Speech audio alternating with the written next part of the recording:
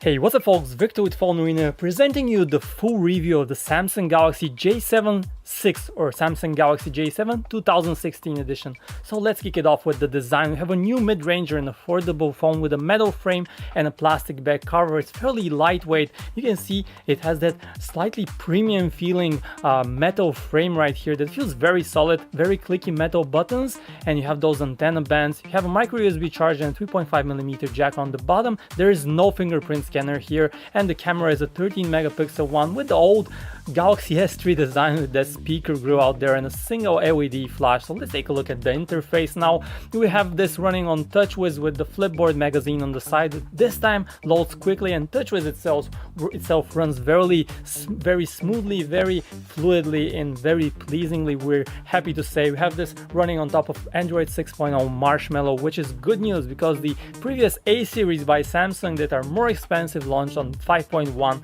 and that's quite a shame. So here we have it, a confirmation that we're running on Android 6.0 Marshmallow 6.0.1. So what do we have here? We have the new interface with that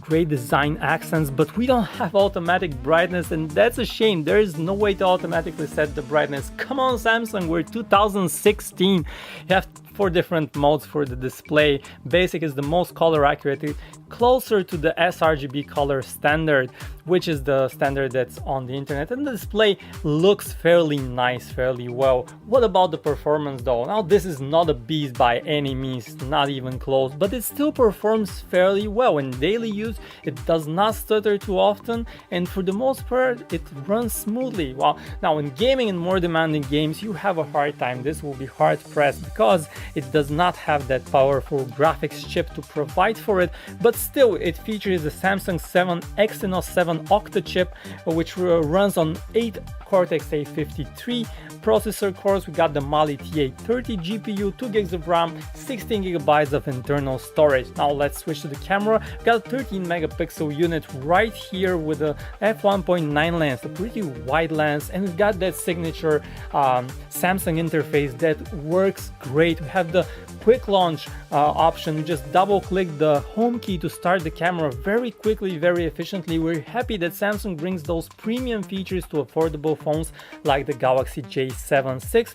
Now we have this automatic mode, a fairly limited pro option, and some other options as well, but we're happy to say that while the autofocus is a bit slow and image quality is not perfect, it lacks a bit in dynamics, it's still overall fairly good. Colors are well reproduced, detail is fairly sharp, which is a rarity in the affordable phone segment. In video we don't have stabilization, but that's of course a common problem for affordable devices. And you have this gallery in TouchWiz where you can do some basic adjustments as well. You have a 5 megapixel selfie camera with a front-facing flash, which is quite an interesting addition.